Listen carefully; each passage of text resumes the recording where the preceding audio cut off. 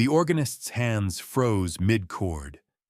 Rachel Winters stood alone at the back of St. Michael's Episcopal, 28 years old and 8 months pregnant beneath ivory lace, staring down an aisle that suddenly felt a mile long. Every pew held a stranger, the groom's family mostly, and their faces turned in unison, expressions flickering between curiosity and barely concealed judgment.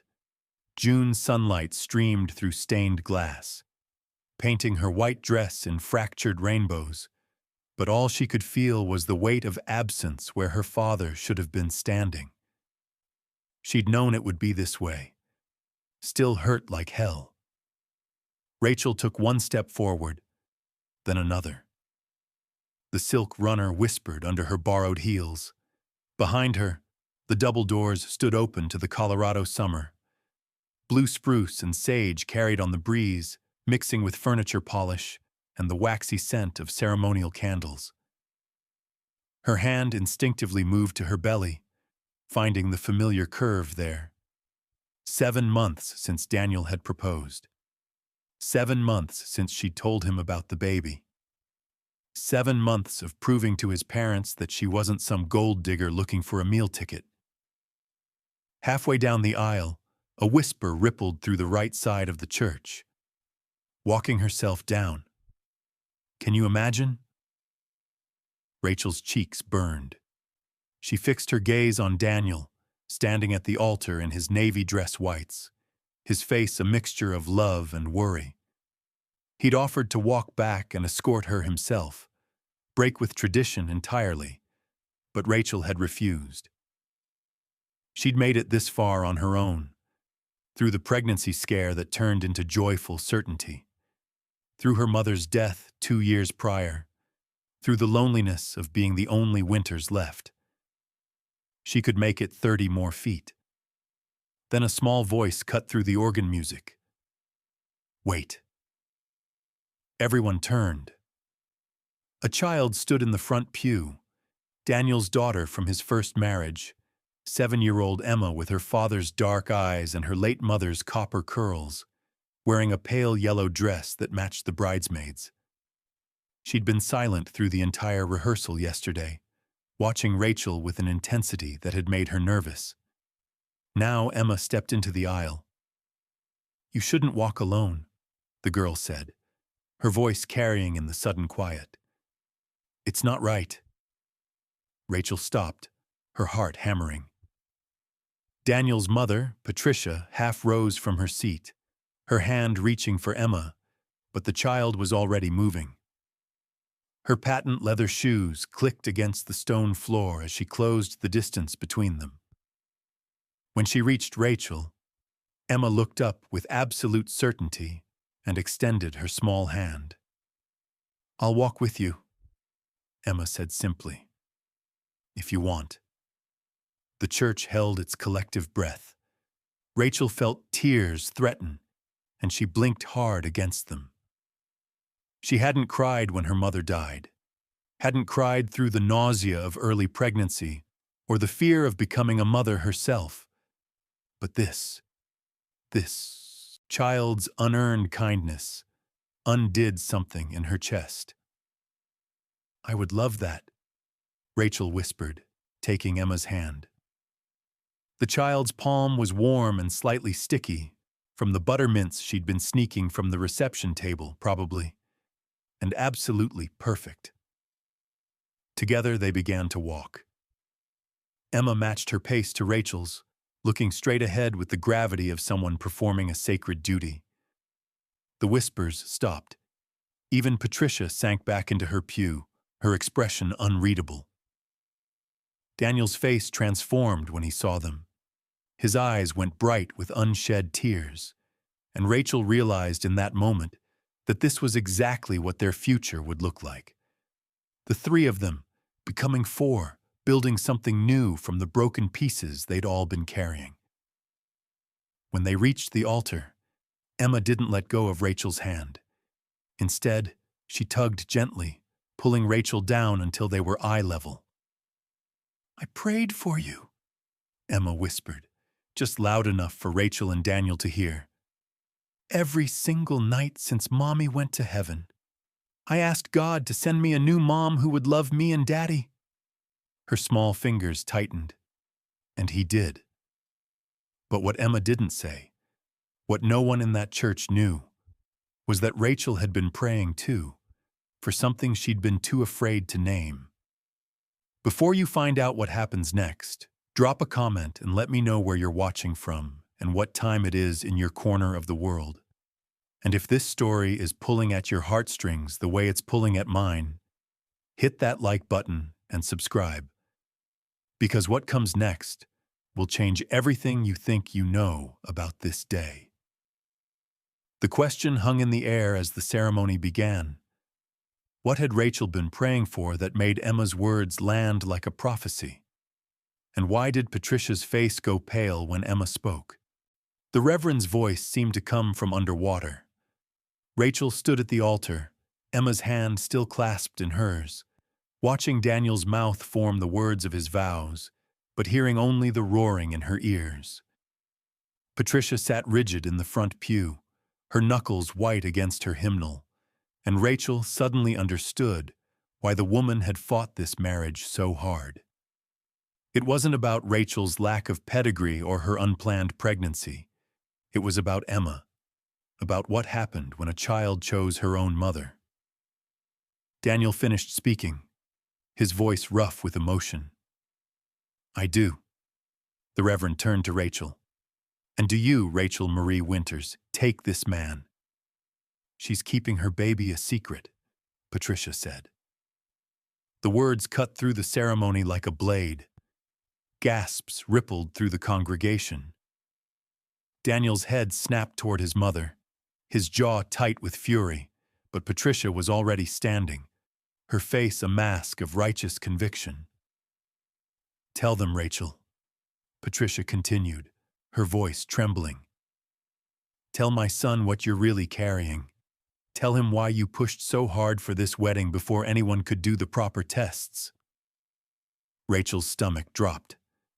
She looked at Daniel, saw the confusion flickering across his face. Not doubt, but genuine bewilderment, and realized with sickening clarity what Patricia was implying. "The baby is Daniel's," Rachel said, her voice steady despite the chaos erupting inside her chest. "We've been together for over a year. The timing—" "Convenient timing," Patricia interrupted. "A pregnancy that trapped my son into marriage. A stranger with no family, no history, nothing to lose and everything to gain." Emma's hand tightened in Rachel's. The child's face had gone pale, her eyes darting between her grandmother and her father. Rachel felt protective fury surge through her, not for herself, but for this little girl who'd just performed an act of tremendous courage only to watch adults destroy it with cruelty. "Mrs. Garrett," Rachel said quietly, using Patricia's formal name with deliberate precision. "Your son proposed to me before I knew I was pregnant. He proposed because he loves me, and I said yes because I love him and because I want to be part of this family, including Emma." Daniel moved then, stepping between Rachel and his mother with the kind of controlled anger that made even Patricia flinch. "This ends now," he said, his voice low and dangerous. "You will sit down, Mother. You will be silent. And when this ceremony is over, you and I are going to have a very long conversation about boundaries and respect." Patricia's mouth opened, then closed. For the first time since Rachel had met the woman, she saw genuine fear in Patricia's eyes. Not fear of her son, but fear of something else. Something deeper. "I was protecting you," Patricia whispered. "Like I should have protected your brother." The words hung in the air like a confession. Daniel went very still. "What does Marcus have to do with any of this?" But Patricia was already gathering her purse, already moving toward the aisle. She paused beside Emma, and for a moment Rachel thought she might say something to her granddaughter, an apology, an explanation. But Patricia just touched the child's hair once, briefly, then walked out. The church doors swung shut behind her with a hollow boom. Silence stretched like pulled taffy. Emma tugged on Rachel's hand. When Rachel looked down, the child's eyes were bright with unshed tears, but also with a strange, fierce determination. "My Uncle Marcus married someone my grandma didn't like," Emma said, her voice small but clear in the quiet church.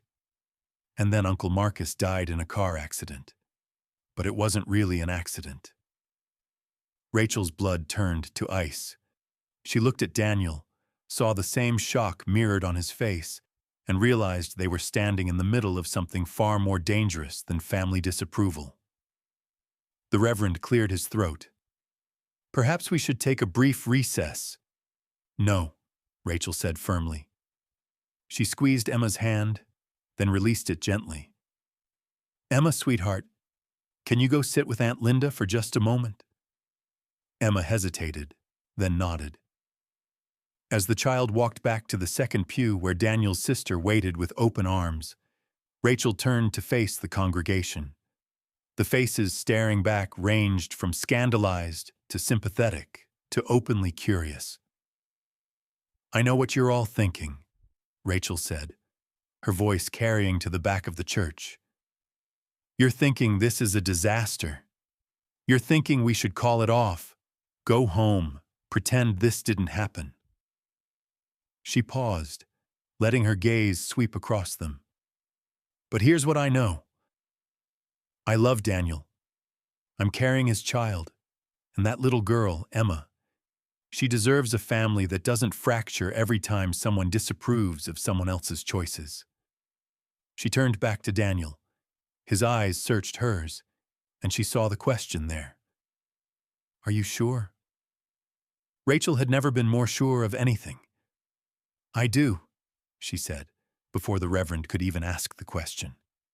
"I absolutely do." Daniel's face broke into a smile that was half relief, half wonder. He reached for her hands, pulled her close, and whispered against her hair. "We're going to figure out what she meant about Marcus. I promise you that." The ceremony continued in a daze of relief and residual shock. When the Reverend finally pronounced them husband and wife, the applause was tentative but genuine. Emma rushed back to throw her arms around both of them, and Rachel felt the child's joy like a physical warmth against the cold dread settling in her bones. Because she knew what Patricia's words meant, and she knew why the woman had really tried to stop this wedding. What secret was worth destroying a family to protect? And what had really happened to Marcus Garrett on that rainy night 3 years ago? The reception hall smelled of roasted chicken and fear. Section 2. The Vows. The Reverend's voice seemed to come from underwater. Rachel stood at the altar, Emma's hand still clasped in hers, watching Daniel's mouth form the words of his vows, but hearing only the roaring in her ears. Patricia sat rigid in the front pew, her knuckles white against her hymnal, and Rachel suddenly understood why the woman had fought this marriage so hard. It wasn't about Rachel's lack of pedigree or her unplanned pregnancy. It was about Emma, about what happened when a child chose her own mother. Daniel finished speaking, his voice rough with emotion. "I do." The Reverend turned to Rachel. "And do you, Rachel Marie Winters, take this man." "She's keeping her baby a secret," Patricia said. The words cut through the ceremony like a blade. Gasps rippled through the congregation. Daniel's head snapped toward his mother, his jaw tight with fury, but Patricia was already standing, her face a mask of righteous conviction. "Tell them, Rachel," Patricia continued, her voice trembling. "Tell my son what you're really carrying. Tell him why you pushed so hard for this wedding before anyone could do the proper tests." Rachel's stomach dropped. She looked at Daniel, saw the confusion flickering across his face, not doubt, but genuine bewilderment, and realized with sickening clarity what Patricia was implying. "The baby is Daniel's," Rachel said, her voice steady despite the chaos erupting inside her chest. "We've been together for over a year. The timing—" "Convenient timing," Patricia interrupted. "A pregnancy that trapped my son into marriage. A stranger with no family, no history, nothing to lose and everything to gain." Emma's hand tightened in Rachel's. The child's face had gone pale, her eyes darting between her grandmother and her father. Rachel felt protective fury surge through her, not for herself, but for this little girl who'd just performed an act of tremendous courage, only to watch adults destroy it with cruelty. "Mrs. Garrett," Rachel said quietly, using Patricia's formal name with deliberate precision. "Your son proposed to me before I knew I was pregnant. He proposed because he loves me, and I said yes because I love him and because I want to be part of this family, including Emma." Daniel moved then, stepping between Rachel and his mother with the kind of controlled anger that made even Patricia flinch. "This ends now," he said, his voice low and dangerous. "You will sit down, Mother. You will be silent. And when this ceremony is over, you and I are going to have a very long conversation about boundaries and respect." Patricia's mouth opened, then closed.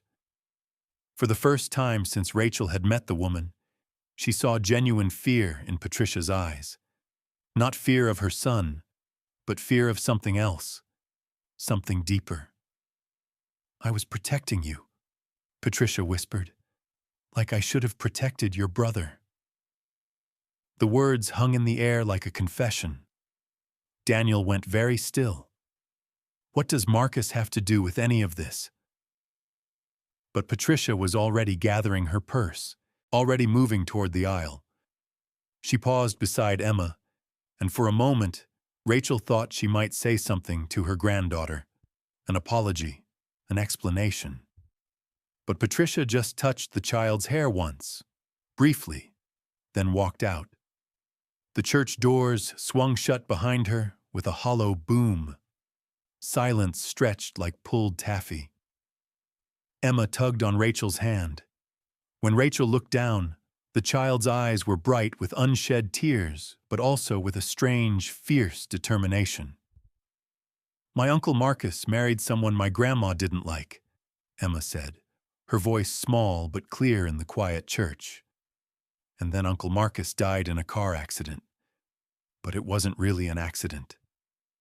Rachel's blood turned to ice. She looked at Daniel, saw the same shock mirrored on his face, and realized they were standing in the middle of something far more dangerous than family disapproval. The Reverend cleared his throat. "Perhaps we should take a brief recess." "No," Rachel said firmly. She squeezed Emma's hand, then released it gently. "Emma, sweetheart, can you go sit with Aunt Linda for just a moment?" Emma hesitated, then nodded. As the child walked back to the second pew, where Daniel's sister waited with open arms, Rachel turned to face the congregation. The faces staring back ranged from scandalized to sympathetic to openly curious. "I know what you're all thinking," Rachel said, her voice carrying to the back of the church. "You're thinking this is a disaster. You're thinking we should call it off, go home, pretend this didn't happen." She paused, letting her gaze sweep across them. "But here's what I know. I love Daniel. I'm carrying his child. And that little girl, Emma, she deserves a family that doesn't fracture every time someone disapproves of someone else's choices." She turned back to Daniel. His eyes searched hers, and she saw the question there. "Are you sure?" Rachel had never been more sure of anything. "I do," she said, before the Reverend could even ask the question. "I absolutely do." Daniel's face broke into a smile that was half relief, half wonder. He reached for her hands, pulled her close, and whispered against her hair, "We're going to figure out what she meant about Marcus. I promise you that."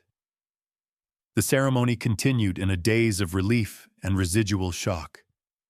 When the Reverend finally pronounced them husband and wife, the applause was tentative but genuine.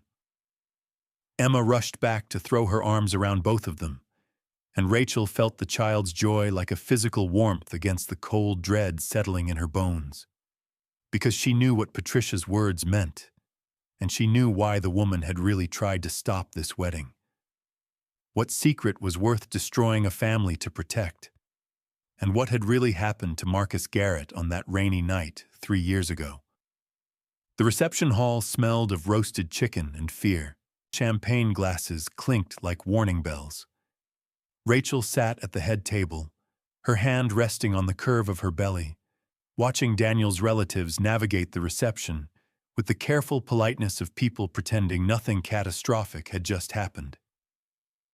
The Elks Lodge Hall had been transformed with white tulle and baby's breath, borrowed folding chairs arranged around tables covered in salmon-colored linens.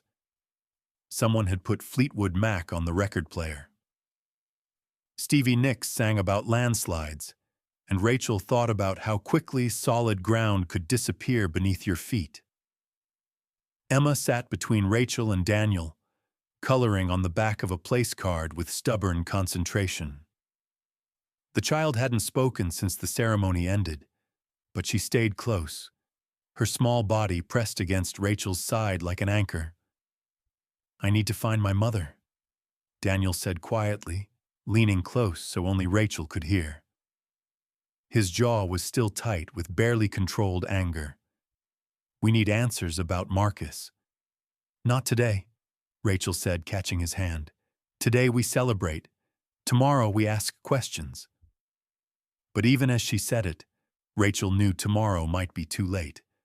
Patricia's words kept echoing in her mind. "I was protecting you, like I should have protected your brother."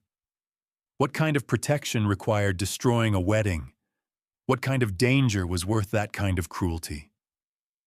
Linda, Daniel's younger sister, approached the table with 2 plates of cake. She set them down and pulled up a chair, her eyes red-rimmed but her smile genuine. "For what it's worth," Linda said, "I'm glad you didn't call it off. Mom has been holding this family hostage with her grief for 3 years. It's about time someone stood up to her." "What really happened to Marcus?" Rachel asked, keeping her voice low. Linda glanced at Emma, who was still coloring with fierce concentration, then back at Rachel. "Official story? Single-car accident on Highway 24 during a rainstorm.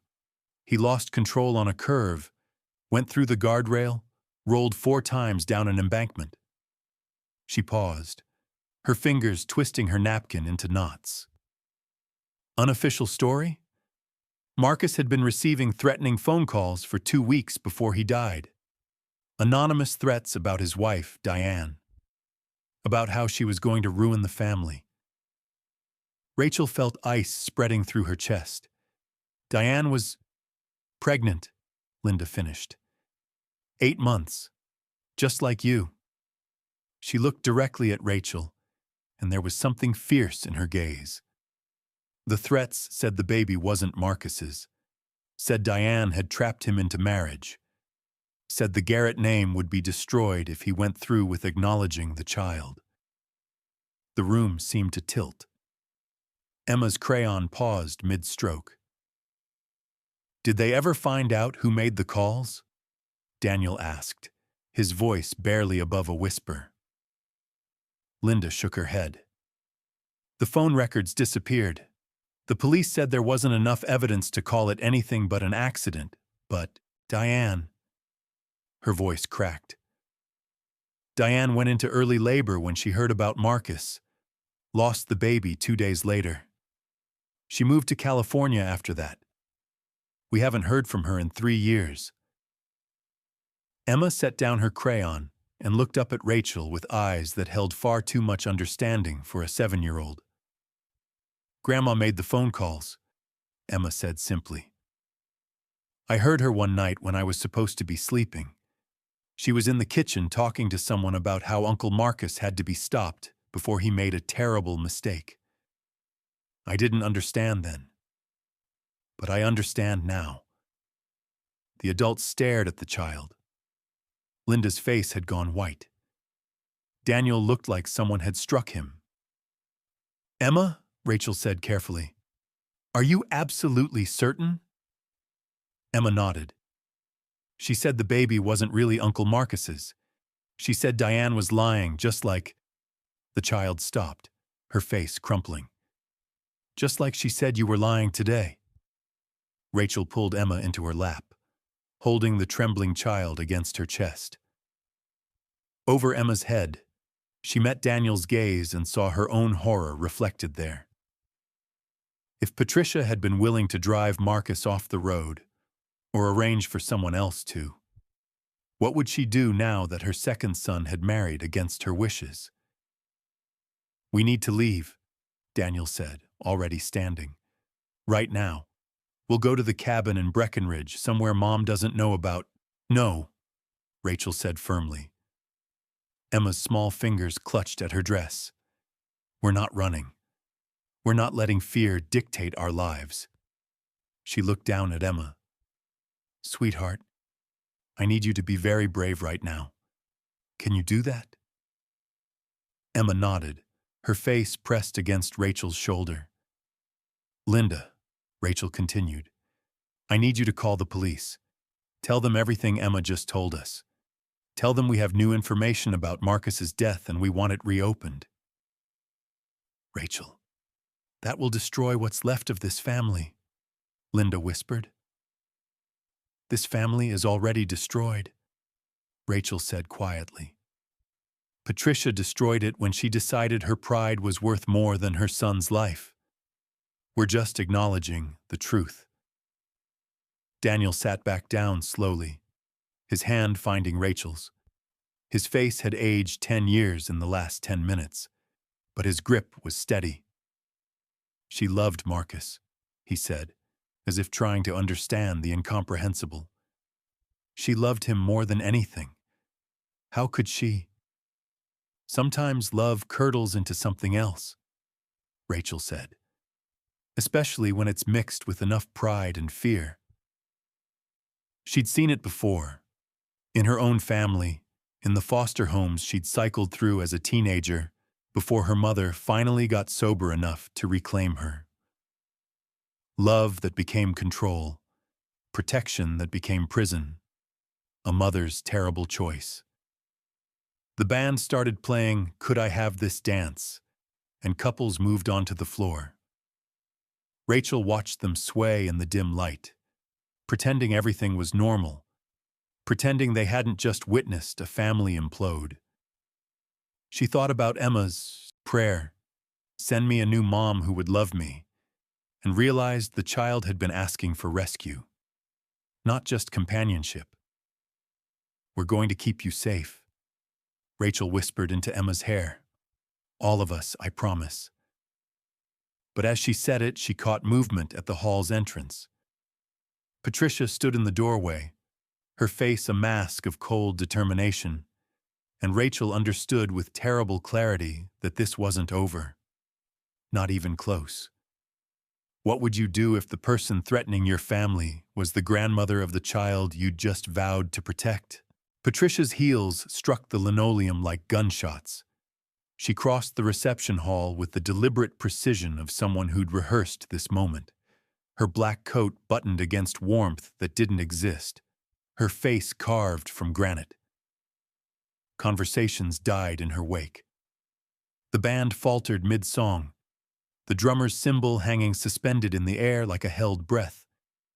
Rachel felt Emma stiffen in her lap, felt Daniel rise beside her, but she stayed seated, one hand on the child and one hand on her belly. If Patricia wanted a confrontation, Rachel would give her one, but on Rachel's terms. "You need to leave," Daniel said, his voice carrying across the sudden silence. "You're not welcome here." Patricia stopped 3 feet from the head table. Up close, Rachel could see the cracks in the woman's composure, the tremor in her jaw, the red veins threading through the whites of her eyes, the way her purse strap cut into her shoulder from gripping it too tight. "I came to apologize," Patricia said. The lie was so audacious that Rachel almost laughed. Almost. But there was something else underneath the words, something that sounded like genuine desperation, and that made it worse somehow. Dangerous people were predictable. Desperate people were not. "Apologize then," Rachel said quietly. "To Emma first, then to me, then to your son." Patricia's gaze dropped to her granddaughter. Emma had gone very still, her small body rigid with the kind of tension that came from loving someone who'd hurt you. Rachel knew that feeling intimately, had lived it for 16 years with her own mother before the woman finally got clean. "Emma," Patricia began, then stopped. Her throat worked. "I never meant for you to hear those things. About your uncle, about—" She looked at Rachel, and there was something raw in her eyes now, something that looked almost like grief. "I was trying to protect this family. By killing Uncle Marcus?" Emma's voice was small but steady. The accusation hung in the air like smoke. Around them, wedding guests shifted uncomfortably. Someone coughed. The band's saxophonist quietly set down his instrument and slipped toward the exit. "I didn't kill anyone," Patricia said, but her voice cracked on the last word. "The accident was... it was just an accident. A terrible, tragic accident that I tried to prevent. I warned Marcus. I told him Diane was wrong for our family. I told him that baby would destroy everything we'd built. But he wouldn't listen." "So you made sure he couldn't," Linda said from behind Patricia. Daniel's sister had moved closer, her face pale but her stance solid. "You hired someone, or you tampered with his car, or you—" "I prayed," Patricia interrupted, her voice rising. "I prayed that God would intervene, that he would show Marcus the truth before it was too late. And then the accident happened, and I thought it was an answer. Divine intervention. A tragedy, yes, but one that saved us from something worse." Rachel felt nausea rise in her throat. Not from pregnancy, but from the twisted logic of someone who'd convinced herself that prayer and murder were the same thing when the outcome matched her desires. "You're sick," Daniel said, his voice hollow. "Mom, you're actually sick." Patricia's face crumpled. "I loved him. I loved Marcus more than anything in this world. When he died, part of me died too. But at least the family name stayed intact. At least we didn't have to watch him tie himself to someone who would have dragged us all down." "Diane was a teacher," Linda said incredulously. "She taught second grade. She volunteered at the animal shelter. What about her would have dragged anyone down?" "She was ordinary," Patricia spat. And there it was. The truth beneath all the justifications. No family, no connections, no breeding, just a pretty face and a convenient pregnancy. Marcus was meant for better. He was meant to marry Eleanor Winchester. Do you remember Eleanor, the senator's daughter? She would have been perfect for him. She would have elevated our family. Instead, he threw it all away for love, Rachel finished. He threw it away for love, and you couldn't stand it. Patricia's eyes locked on Rachel's, and for a moment, Rachel saw herself reflected there. Another ordinary woman threatening to contaminate the precious Garrett bloodline with her common genes and working-class origins. "You'll leave him eventually," Patricia said, her voice dropping to something almost intimate. almost kind. Once the baby comes and reality sets in, once you realize you don't belong in this world, you'll leave, just like Diane would have left if Marcus had lived. And my son will be free to find someone suitable. Emma scrambled off Rachel's lap and stood facing her grandmother. The child was shaking, her small fists clenched at her sides, but her voice came out clear and strong. "You're wrong," Emma said. "Rachel won't leave because she's not ordinary. She walked down that aisle all by herself because she was brave, and she took my hand because she's kind. And she's staying because we're a family now. A real family, not the pretend kind you wanted." The child's words seemed to break something in Patricia. She swayed slightly, her hand reaching out as if to steady herself on furniture that wasn't there. And Rachel saw the moment when denial gave way to understanding, when Patricia finally realized she'd lost. "Get out," Daniel said. "And don't come back. Not to our house. Not to our lives. You're done."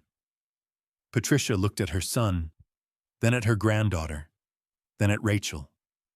Something flickered across her face. Regret, maybe, or the ghost of the person she'd been before pride and fear had twisted her into this. "You'll regret this," she whispered. "All of you." She turned and walked back across the reception hall. This time, people moved out of her way like she carried contagion. When the door closed behind her, the collective exhale was audible. Rachel pulled Emma back into her lap, buried her face in the child's hair, and let herself shake. Daniel's arms came around both of them, and for a long moment they just held each other while the band tentatively started playing again, and conversations resumed in hushed, shocked tones.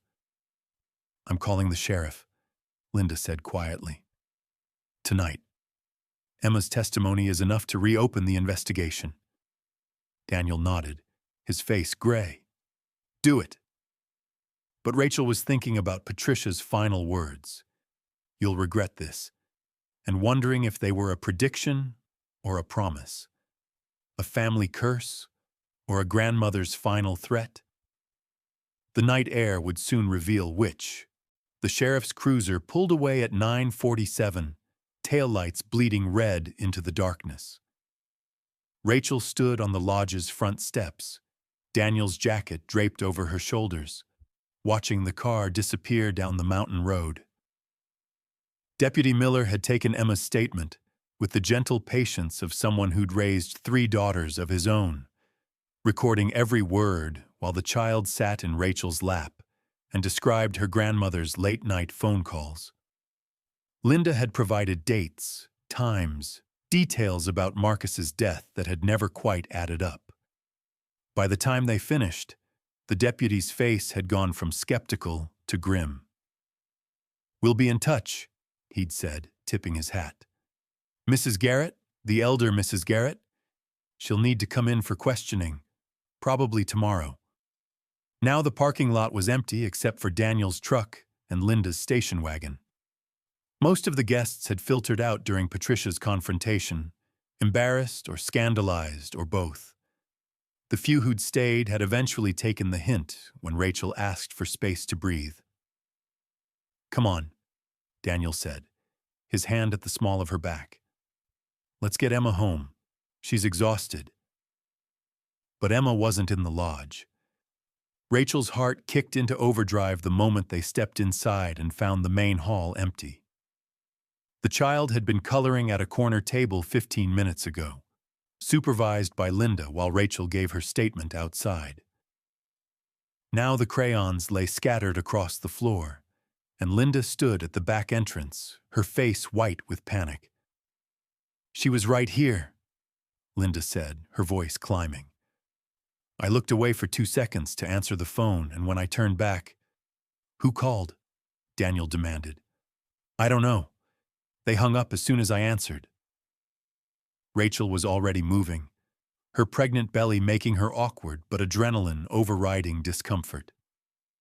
She pushed through the back door into the parking lot, scanning the darkness.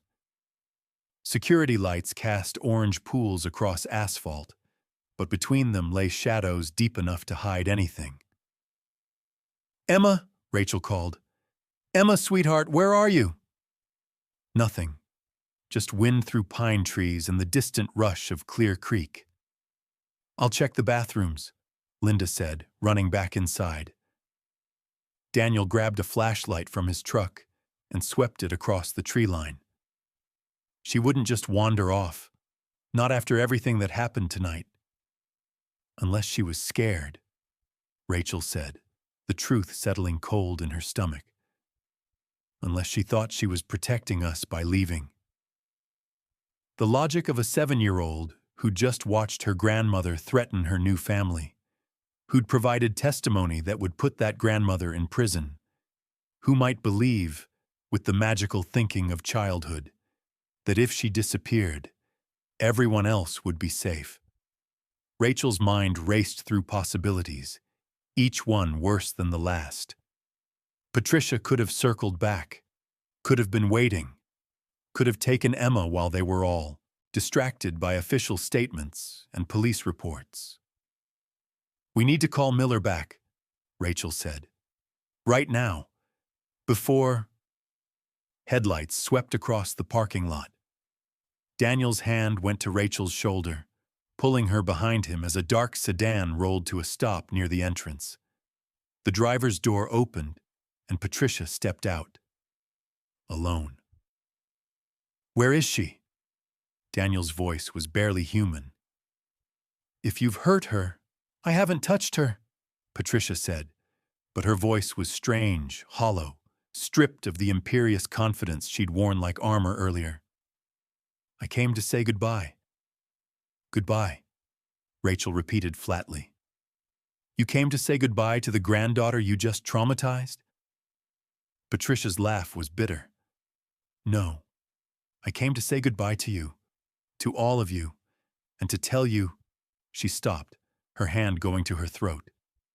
"To tell you where Emma is." The bottom dropped out of Rachel's world. "You took her," Daniel said, his voice shaking with fury. "You actually took her." "I didn't take anyone," Patricia snapped, and there was the old fire again, brief and bright. "She came to me. Called me from the lodge phone about 20 minutes ago. Said she needed to talk.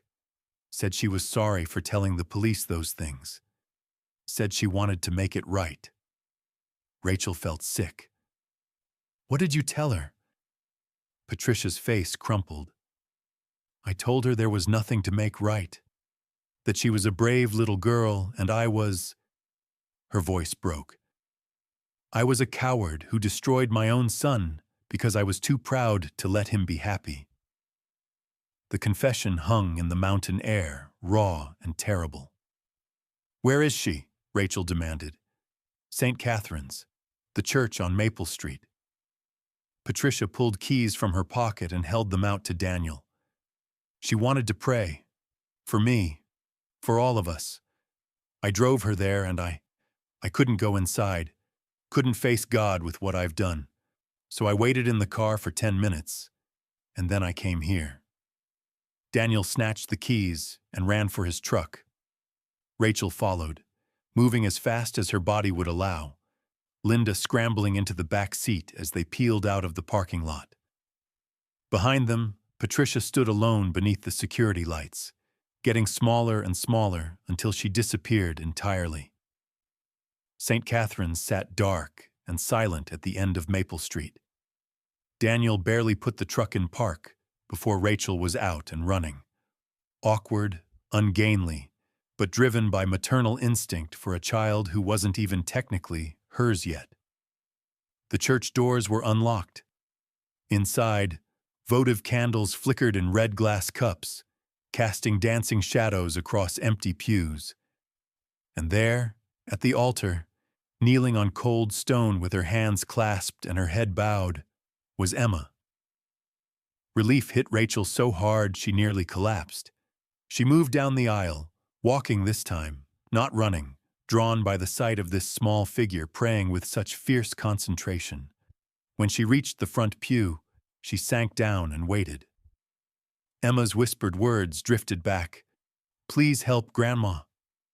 Stop being so sad. Please help Daddy forgive her. Please help Rachel's baby be healthy. Please help us all be okay."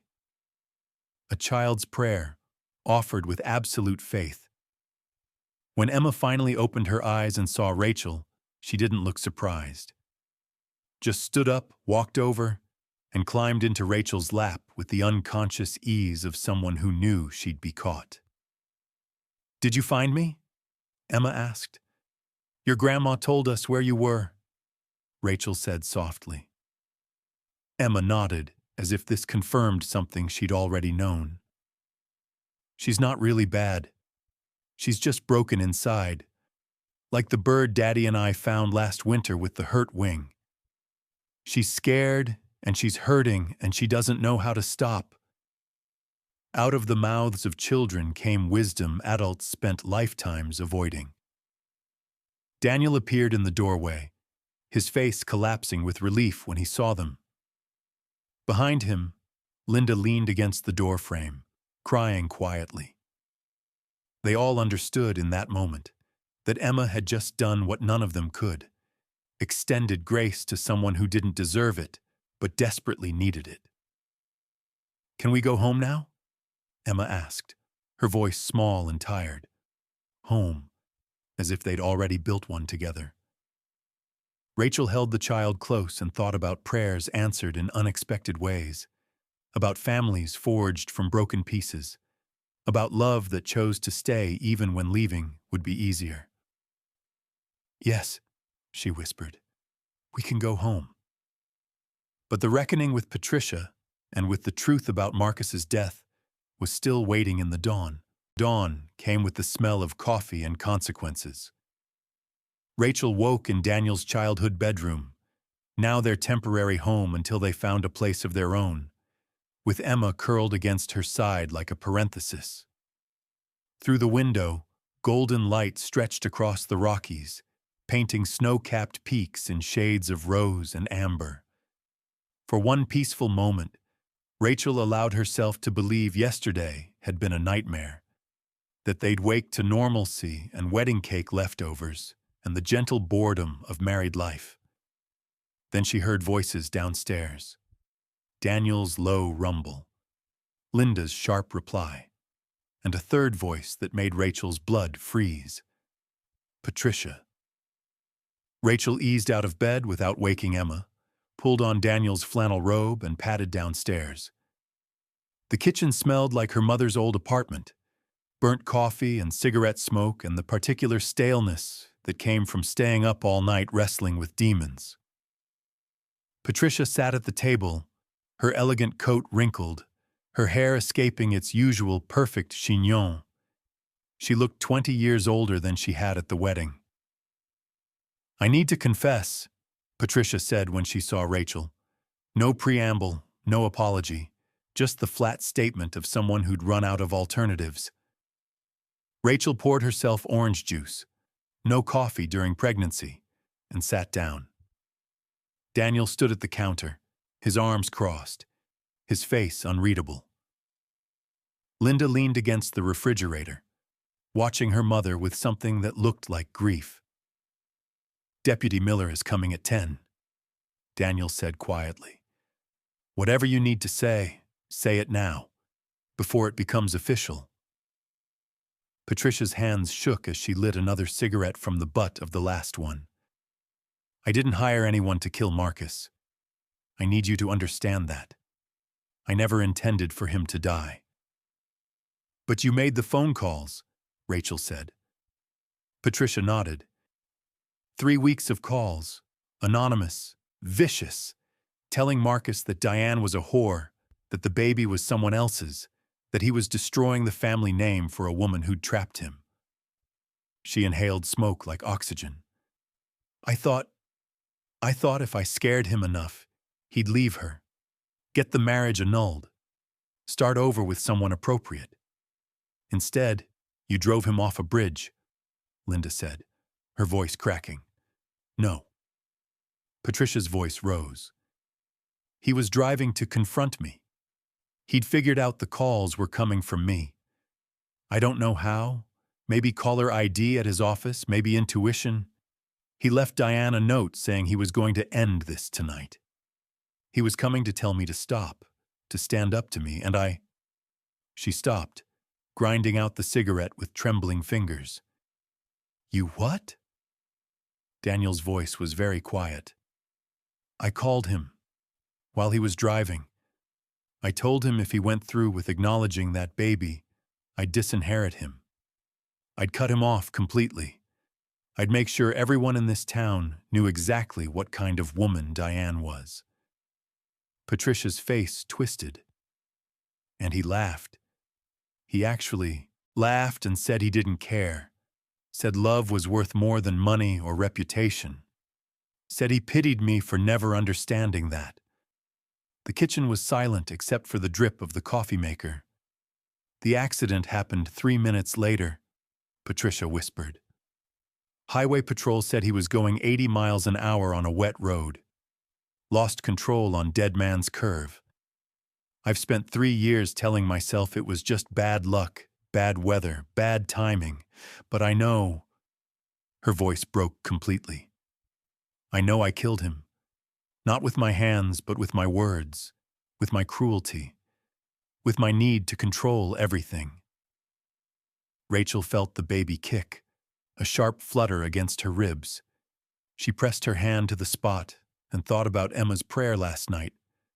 Help Grandma stop being so sad, and realized this was what grief looked like when it curdled into poison. What about Diane? Rachel asked. What happened to her after? Patricia's face went gray. I visited her in the hospital. After she lost the baby, told her it was God's judgment, that she'd killed my son and her own child through her selfishness and lies. Linda made a sound like she'd been punched. I gave her $10,000 to leave Colorado and never contact this family again, Patricia continued. She took it, disappeared to California. I thought that was the end, that I'd protected what was left of my family. You destroyed what was left of your family, Daniel said, and Rachel had never heard such cold finality in his voice. You killed Marcus as surely as if you'd cut his brake lines. You killed his baby. You drove away the woman he loved. And then you tried to do the same thing to Rachel. Patricia looked up at her surviving son with devastated eyes. I couldn't lose you too. I couldn't watch you make the same mistake. It wasn't a mistake, Daniel said. Marcus choosing love wasn't a mistake. Me choosing Rachel isn't a mistake. The only mistake was letting you poison this family with your pride and fear. I know that now, Patricia whispered. I know it's too late. I know I can't fix what I've broken. But I wanted you to hear it from me, before the police, before the lawyers, before I lose the right to tell you myself. Rachel studied the woman across the table, this powerful matriarch reduced to ash and confession, and felt something unexpected. Not pity, exactly, but a kind of terrible understanding. She'd watched her own mother destroy relationships with addiction, watched her push away everyone who loved her until Rachel was all that remained. Some people's demons were chemicals, others were pride. The damage looked the same either way. There's something you need to know, Rachel said quietly, about Diane's baby. Everyone turned to look at her. I've been looking for her, Rachel continued, for 3 months since Daniel proposed. I wanted to understand what happened to Marcus. I hired a private investigator, found Diane in Sacramento, and she pulled a photograph from her robe pocket. Had been carrying it since the wedding, waiting for the right moment, or maybe gathering courage. The photo showed a laughing toddler with Marcus's dark eyes and Diane's delicate features. "She didn't lose the baby," Rachel said softly. "She gave birth 6 weeks early, but the baby survived. A girl, named Grace. She's 3 years old now, healthy, happy, being raised by her mother with love and honesty instead of secrets and shame." The photograph fell from Patricia's nerveless fingers. The photograph lay on the table like an indictment. Patricia stared at the image of her granddaughter, the one she'd believed dead for 3 years, and something fundamental broke behind her eyes. Not the theatrical collapse Rachel had half expected, but something quieter and more complete. The woman aged a decade in the span of a breath, all the steel and certainty draining out until only hollowness remained. "She's alive," Patricia whispered. "Grace is alive. And you'll never meet her," Daniel said, his voice hard as granite. "Because Diane has a restraining order ready the moment you try. Rachel made sure of that." Patricia's gaze snapped to Rachel, and there was something like wonder mixed with the devastation. "You found them, protected them, even knowing what it would cost." "It didn't cost me anything," Rachel said quietly. "It gave me clarity. Diane told me everything, about your hospital visit, about the money, about how you made her believe she was responsible for Marcus's death. She spent 3 years in therapy trying to undo the damage you did in 10 minutes. Does she?" Patricia's voice cracked. "Does she know I'm sorry?" "Sorry doesn't resurrect the dead," Linda said, her voice raw. "Sorry doesn't give Grace back the father you took from her. Sorry doesn't undo 3 years of Diane raising a child alone while you convinced yourself you'd done the right thing." The kitchen clock ticked toward 9:30. Half an hour until Deputy Miller arrived. Rachel watched Patricia process this timeline, watched her understand that confession might ease her soul, but wouldn't save her from consequences. "What will happen to me?" Patricia asked, not to anyone in particular. "Legally," Daniel said, "probably nothing. The calls to Marcus were anonymous. The accident was ruled accidental. Unless Diane wants to press charges for harassment or emotional distress, which Rachel says she doesn't. She just wants to be left alone. There's not much the law can touch." Patricia looked up, confusion flickering across her devastated face. "But," Daniel continued, "you'll never see Emma again. You'll never meet your new grandchild. You'll never set foot in our home. And when people in this town ask why the Garrett family fell apart, I'll tell them the truth, all of it, every ugly detail." "Social consequences," Patricia whispered. "You're going to destroy my reputation." "No," Rachel said firmly. "You already did that yourself. We're just refusing to help you hide it anymore." The sound of tires on gravel announced Deputy Miller's arrival, 15 minutes early. Through the window, Rachel watched him climb out of his cruiser, adjust his duty belt, and start toward the house with the measured pace of someone who'd done this too many times before. Emma appeared at the top of the stairs, still in her yellow flower girl dress from yesterday, her hair a sleep-tangled mess. She looked at her grandmother, then at Rachel, then back again. "Are you going to jail, Grandma?" Emma asked with the directness of childhood. "No, sweetheart," Patricia said, her voice breaking. "But I'm going away. For a long time. Maybe forever." "Because you were mean to Uncle Marcus?" "Because I didn't know how to love people without trying to control them. And that kind of love, it's not really love at all." Emma descended the stairs slowly, stopping 3 steps from the bottom, eye level with her grandmother. Rachel tensed, ready to intervene if Patricia said something cruel, something that would leave scars on this tender heart. But Emma spoke first. "I forgive you," the child said simply. Jesus says we have to forgive people, even when they hurt us really bad, even when they don't deserve it. Patricia's face crumpled completely. She reached out as if to touch Emma's face, then let her hand fall. You're a better person than I'll ever be.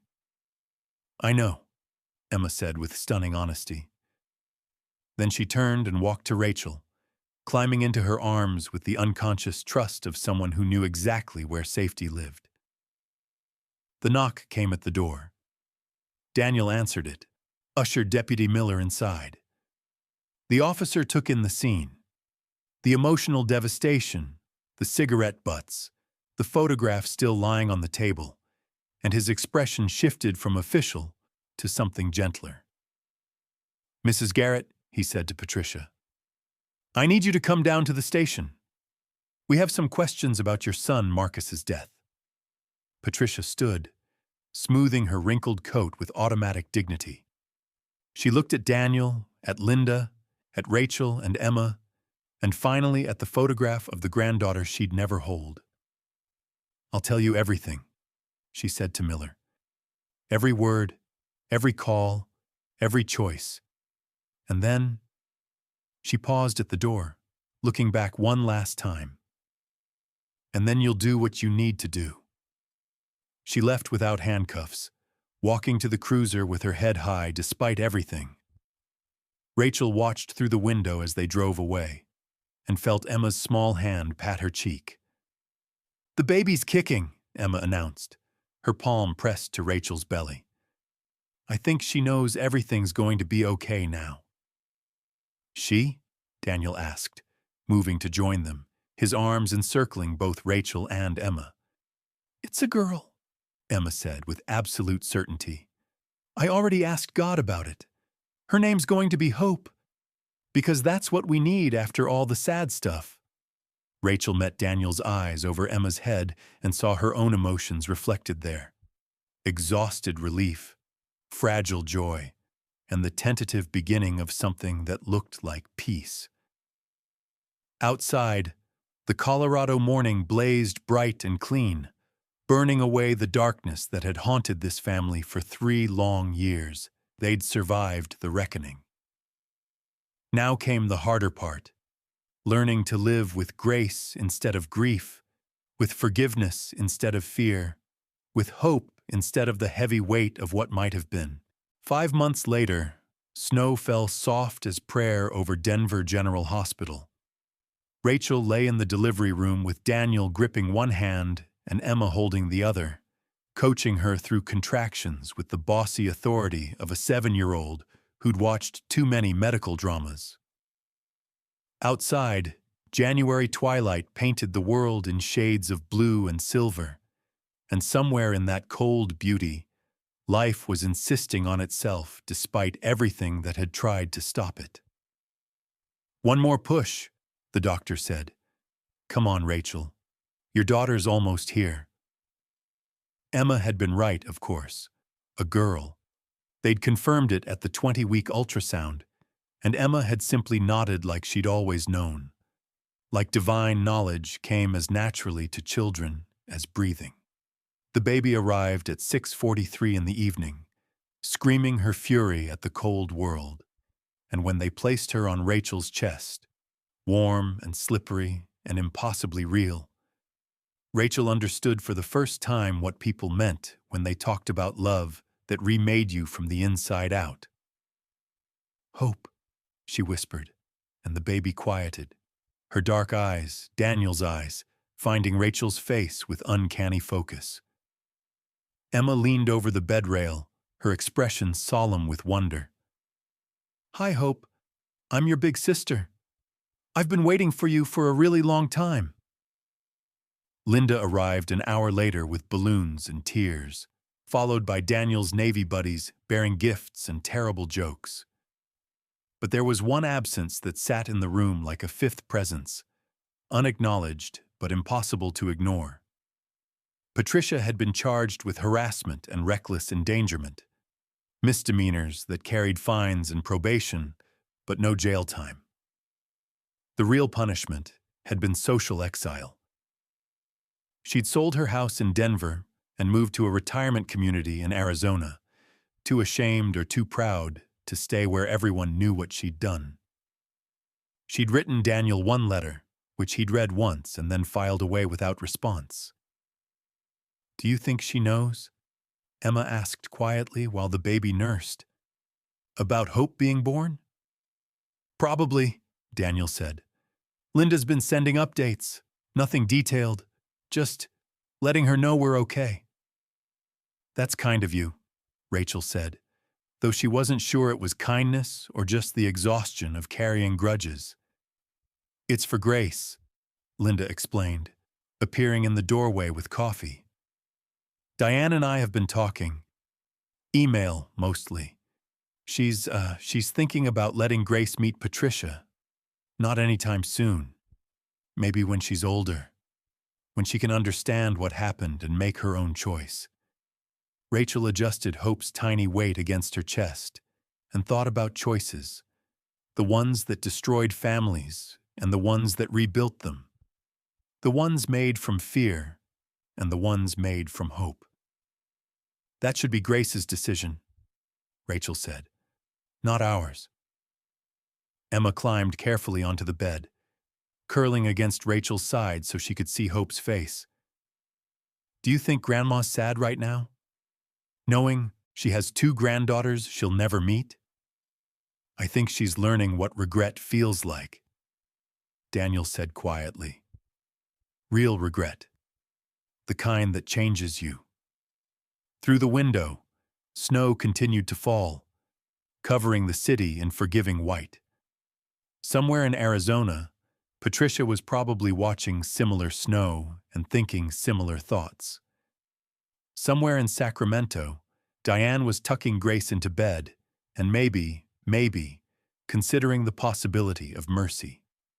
And here, in this hospital room that smelled of antiseptic and new life, a family that shouldn't have existed was learning how to breathe together. "Tell me the story again," Emma said, her voice drowsy. "About how you walked down the aisle." Rachel smiled, stroking Emma's hair with her free hand, while Hope dozed against her chest. "I walked alone because I thought I had to be strong enough to stand by myself. But then this very brave little girl taught me that asking for help isn't weakness. It's wisdom." "And then we became a family," Emma murmured, already half asleep. "And then we became a family," Rachel agreed. The years that followed weren't easy. Patricia never reconciled with Daniel, though she did eventually meet Grace when the girl turned 8. A supervised visit in a park with Diane present, where grandmother and granddaughter sat on swings and talked about birds and books and carefully avoided the subject of Marcus. Grace sent Patricia a Christmas card that year, signed in careful crayon. "Love, Grace. P.S. I forgive you." Emma grew into a fierce, compassionate teenager who volunteered at domestic violence shelters and wanted to be a family therapist. Hope inherited her father's steadiness and her mother's stubborn optimism, and both girls called Rachel Mom without ever questioning the biology of it. And Rachel learned that family wasn't something you were born into, but something you chose every single day.